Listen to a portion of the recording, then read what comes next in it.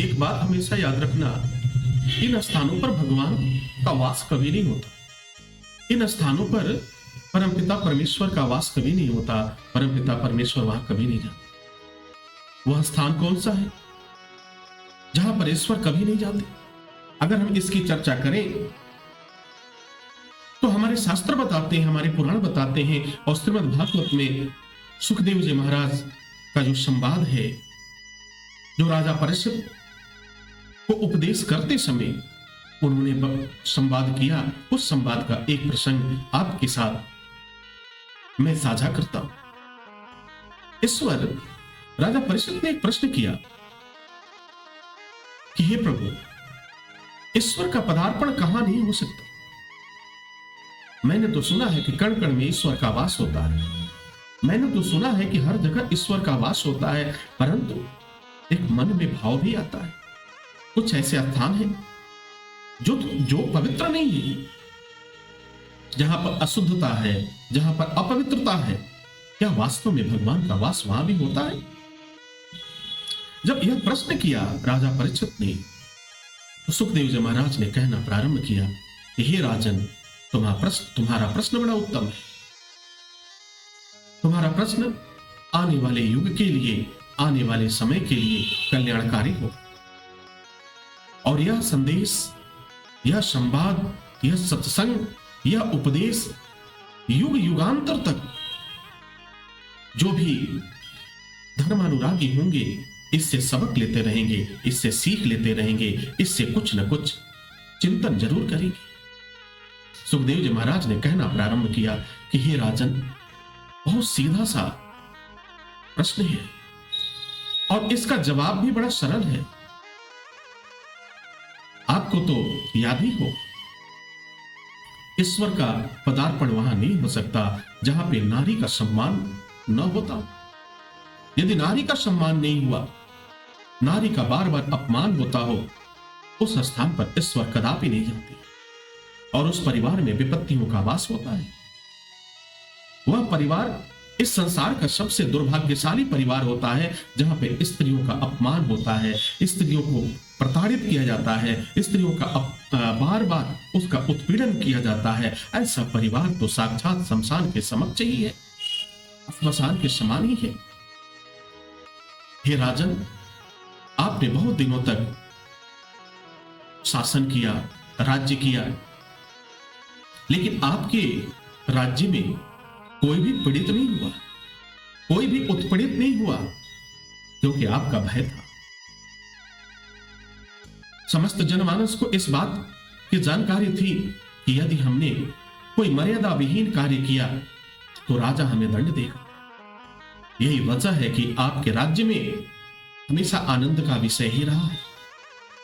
परंतु कलयुग के प्रभाव के कारण आपने जिस तरह का अपराध किया और जिसके लिए आपको अभिशाप मिला, वह भी परम पिता परमेश्वर की ही माया है। वह भी एक मुक्ति का मार्ग है जिसने आपको मुझ तक पहुंचाने का कार्य किया है।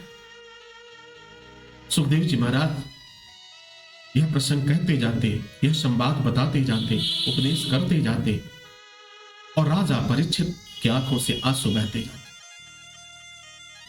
राजा परीक्षित अपने आप में आत्मग्लानि की अग्नि में जल रहे। उनके अंतर मन में एक ऐसा भाव आया। राजा ने कहा कि मैंने हमेशा से अच्छा कर्म किया।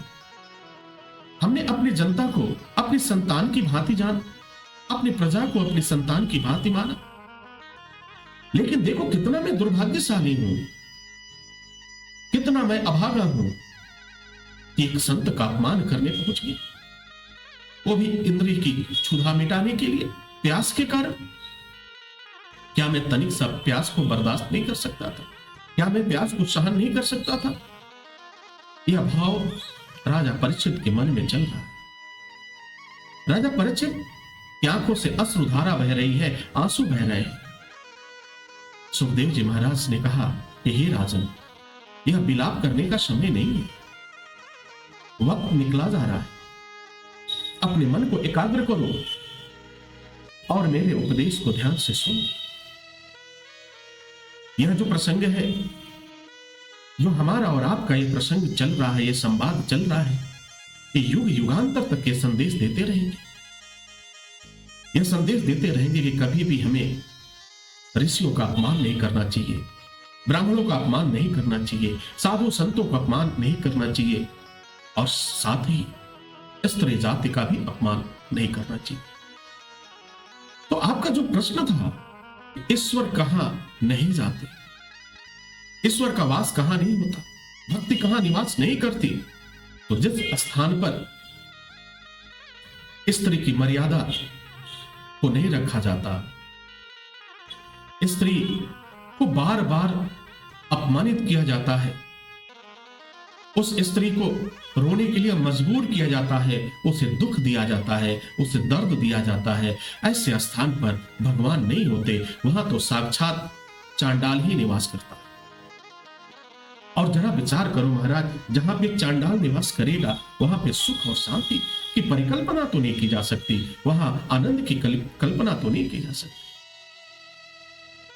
सुखदेव जी महाराज ने बड़े सरल शब्दों में कहा कि देखो, परमपिता परमेश्वर का तो सीधा सा स्वरूप है।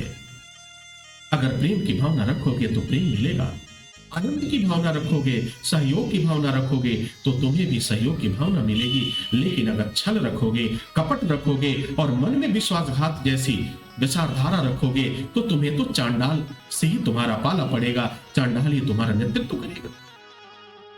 तो जिस परिवार का, जिस व्यक्ति का नेतृत्व चांडाल करने वाला हो, उस परिवार में आप सुख और शांति की उम्मीद कर सकते हैं?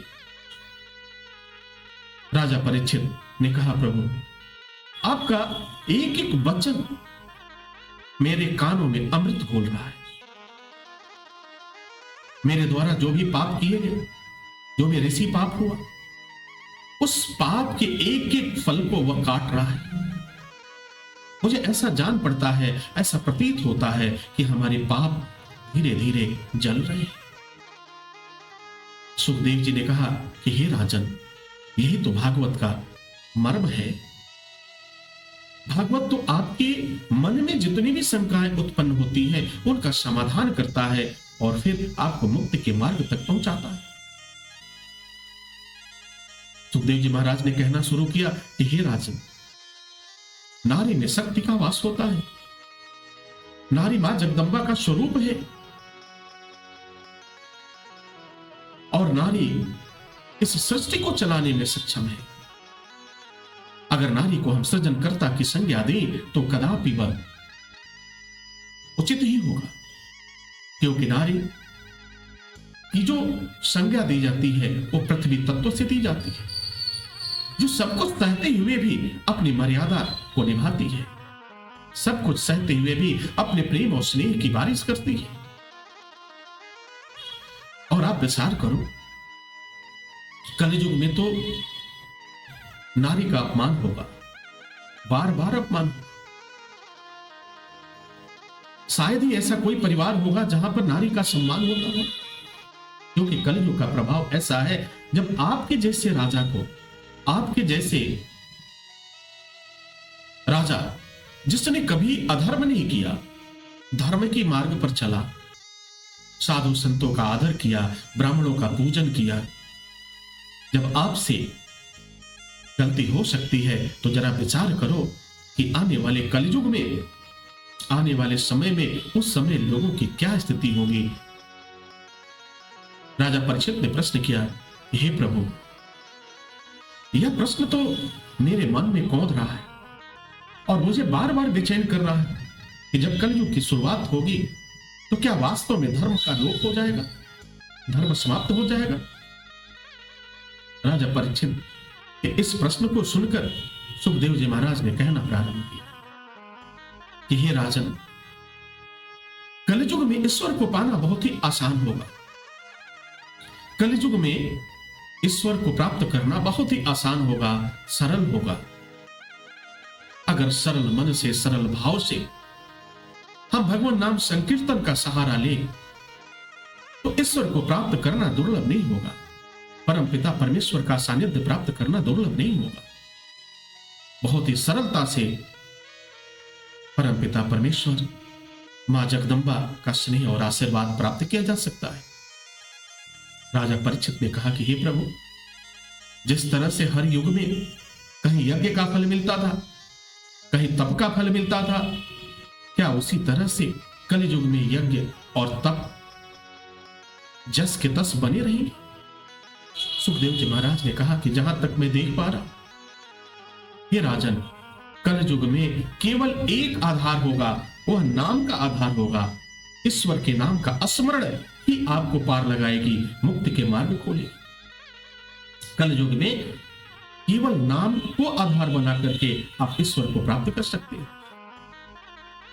और भक्ति की चरम सीमा पर पहुंच सकते हैं। क्योंकि कलयुग में यज्ञ का, तप का, व्रत का कहीं न कहीं फल जो है वह न्यूनतम होता जाएगा, कम होता जाएगा, परंतु नाम जप का फल वास्तव में वह चरम सुख को प्रदान करेगा और ईश्वर तक पहुंचाने में आपका सारथी बनेगा, मददगार बनेगा। भगवान नाम का जप आपको गुरु की भांति मार्ग दिखाएगा। तो कलयुग में केवल परमपिता परमेश्वर के नाम का स्मरण करना, उनके नाम का जप करना, नाम का संकीर्तन करना ही आनंद का कारण बनेगी। और देखो तो सही, इस युग में मैं नाम संकीर्तन के कारण ही समस्त मोह माया से विरत हूं और मैं निकल पड़ा। मुझे तो सिर्फ हर जगह परमपिता परमेश्वर ही दिखाई देते हैं और मैं संकीर्तन में रहना चाहता हूं, मुझे आनंद आता। सुखदेव जी महाराज जैसे जैसे राजा परीक्षित को समझाते जाते, राजा परीक्षित के अंतर्मन से समस्त पाप और शंका का समाधान होता जाता और पाप धीरे धीरे करके जलता जाता। तो भागवत एक ऐसा मार्ग है जो आपके समस्त समाधान का विषय है, सभी समस्याओं का समाधान कर सकता है। यही सक्षम है, दूसरा कोई भी नहीं।